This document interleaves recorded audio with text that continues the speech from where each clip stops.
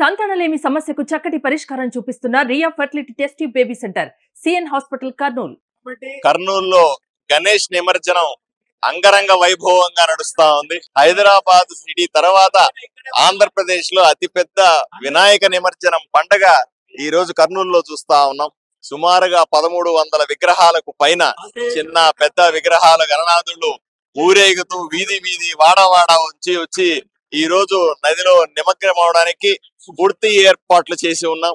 అధికారులు అన్ని రకాలైనటువంటి జాగ్రత్తలు తీసుకున్నారు. ఇక్కడ నీళ్లు స్వచ్ఛంగా ప్రవహిస్తా ఉన్నాయి. గజీతగాళ్లను పెట్టారు. అలాగే వచ్చే దారిలో ఎటువంటి ఇబ్బంది లేకుండా సుమారుగా 1000 మంది పోలీసులతో పహారా కాస్తా ఉన్నారు. ఈ భక్తులకు ఈ పండగలో పాల్గొనేటువంటి భక్తులకు ఎటువంటి ఇబ్బంది కలగకుండా ఎక్కడికక్కడ ఆహారం, ఎక్కడికక్కడ మంచినీళ్లు, అన్ని సదుపాయాలను ఏర్పాటు చేశాం. నిమజ్జనాన్ని చూడడానికి వచ్చే వాళ్ళకందరికీ శుభ్రమైన ప్లాట్ఫామ్స్ పెట్టాం. కూటమి ప్రభుత్వం ఏర్పడిన తర్వాత మొట్టమొదటిసారిగా చేస్తున్నటువంటి నిమజ్జనాన్ని ఎంతో వైభవంగా చూసుకోవాలని ప్రజలందరూ కూడా కోరుకుంటా ఉన్నారు.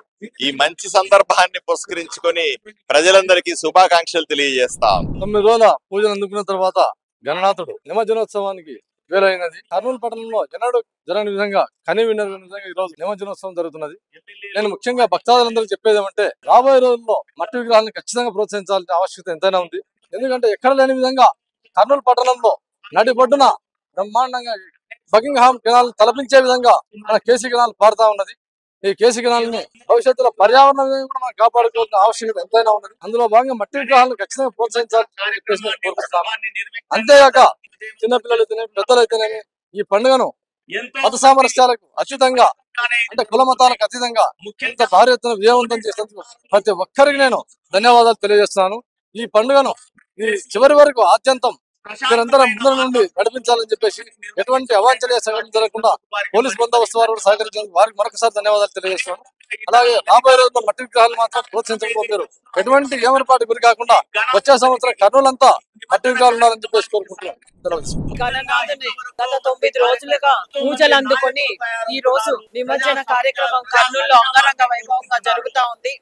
హైదరాబాద్ తర్వాత కర్నూలులోనే ఇంత పెద్ద ఎత్తున వినాయకులను పెట్టి దాదాపు ఈ రోజు 1200 విగ్రహాలు ఈ రోజు నిమగ్నం అవుతా ఉన్నాయి మన కర్నూలులో. మీకందరికీ తెలుసు, గణేష్ ఉత్సవాలు గతంలో ఒక ప్రాంతానికి మాత్రం పరిమితమయ్యేవి. అలా కాకుండా స్వాతంత్రం ఉద్యమం జరిగేటప్పుడు బాలగంగాధర తిలక్ గారు ఎవరైతే అందరూ బ్రిటిష్ వారికి మనమంతా కలిసికట్టుగా సమన్వయంతో ఉన్నామని తేల్చి చెప్పడానికి మహారాష్ట్రలోని పూణేలో ఈ కార్యక్రమం మొట్టమొదటగా ప్రారంభమైంది. అప్పటి నుంచి ప్రపంచ వ్యాప్తంగా వ్యాపించింది. ఈ గణనాథుడు గత 9 రోజులుగా వివిధ రకాలుగా పూజలు అందుకొని ఈ రోజు గంగమ్మ ఒడికి చేరుతా ఉన్నాడు. అందుకే మనకందరికీ తెలుసు, ఏ కార్యం మొదలు పెట్టినా మొట్టమొదట మనం చేసేది గణనాథుని పూజ చేస్తాం. ఎక్కడ అంటే మనం చేయబోయే కార్యము దిగ్విజయంగా పూర్తి కావాలి అన్న ఉద్దేశంతో గణనాథునికి పూజిస్తాం. గణనాథుని గురించి కూడా మనకందరికీ తెలుసు. ఎందుకంటే ప్రపంచమంతా చుట్టి రావాల్సిన అవసరం లేదు. తల్లిదండ్రుల చుట్టూ ప్రదక్షిణ చేస్తే చాలు మన సకల దేవతలకు పూజించినట్లని. కాబట్టి అలాగా మనము గణనాథుని ఫస్ట్ పూజ చేసుకుంటాము. అందరి సహాయ సహకారాలతో అందరూ ఐక్యమత్యంగా ఉండి గత 9 రోజులుగా విజయవంతంగా పూర్తి చేసుకున్నారు. ఈ రోజు నిమజ్జన కార్యక్రమం కూడా అందరి సహాయ సహకారాలతో దిగ్విజయంగా విజయవంతం కావాలని మనస్ఫూర్తిగా కోరుకుంటున్నాను. దీనికి అందరి సహాయ సహకారాలు అవసరము. ఈ రోజు పోలీసు యంత్రాంగం అయితేనేమి, అలాగే అఫీషియల్స్ అయితేనేమి అందరూ కలిసికట్టుగా ఉండి కర్నూలు ప్రజలందరూ కూడా ఐకమత్యంగా ఉండి ఈ కార్యక్రమాన్ని కూడా దిగ్విజయంగా పూర్తి చేయాల్సిందిగా మనస్ఫూర్తిగా కోరుకుంటున్నాను.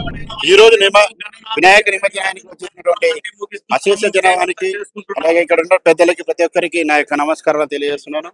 ఈరోజు వినాయక చవితి నిమజ్జనం సందర్భంగా ఈరోజు అలాగే 1200 విగ్రహాలు ఈ రోజు నిమజ్జనం అవుతామని చెప్పి ఈ రోజు మన కమిటీ గారు కూడా తెలియజేశారు, కమిటీ తరఫున. అలాగే ఇలాంటి పండగని ఎన్నులందుగా చేసుకోవాలని కర్నూలు ప్రజలకి ప్రతి ఒక్కరికి నా యొక్క అభినందనలు తెలియజేస్తున్నాను. భారతదేశంలో హిందూ సాంప్రదాయాన్ని కాపాడాలంటే ఇలాంటి పండుగలు జరుపుకుంటేనే మన వ్యవస్థ, మన సాంప్రదాయాలు, సంస్కృతికి నిలయంగా మారుతుందని చెప్పి ఈ సందర్భంగా తెలియజేస్తున్నాను. మన ఆంధ్రప్రదేశ్ లోనే కర్నూలు అన్నది మన యొక్క వినాయక చవితికి పెట్టింది పేరు. అలాగే హైదరాబాద్ తర్వాత మన యొక్క కర్నూలు చాలా వైభవంగా సుందరంగా ఈ యొక్క కార్యక్రమం జరుగుతుంది. ఈ కార్యక్రమానికి విశేష జనవానికి నా యొక్క నమస్కారం తెలియజేస్తూ, అలాగే ఈ యొక్క పండుగను ప్రతి ఒక్కరూ కుల మతాలకు అతీతంగా రాగద్వేషాలకు అలాగే ఎటువంటి అవాంఛనీయ ఈ యొక్క పండుగను జరుపుకోవాలని కోరుకుంటూ ప్రతి సంవత్సరం లాగానే వినాయక నిమజ్జనం కర్నూలులో చాలా ఘనంగా జరుగుతూ ఉంది. ఎక్కడా లేనటువంటి ప్రత్యేకత కర్నూలులో ఉంది. ఇక్కడ పారేటువంటి కేసీ కెనాల్ నీళ్ళలో గణనాథుడు నిమజ్జనం చేసినాక తేల్తా మునుగుతా గణనాథుడు వెళ్ళిపోతూ ఉంటాడు. హైదరాబాద్ లో కూడా ఇటువంటి అవకాశం లేదు. కాబట్టి కర్నూలులో ఉన్నటువంటి ప్రత్యేకత నట్ట నడిబొట్టులో ఒక మంచి నది ఉండడం వల్ల గణనాథుడు ఘనంగా గణనాథుని సాగనంపే అవకాశం ఉంది ఇక్కడ. అంతేకాకుండా వేల మంది ఈరోజు పాల్గొంటారు. వేల మంది ఈరోజు రాత్రి రేపు పొద్దున 10 గంటల వరకు ఈ నిమజ్జన కార్యక్రమం జరుగుతుంది. దాదాపుగా 2600 విగ్రహాలు కర్నూలు పెట్టడం జరిగింది.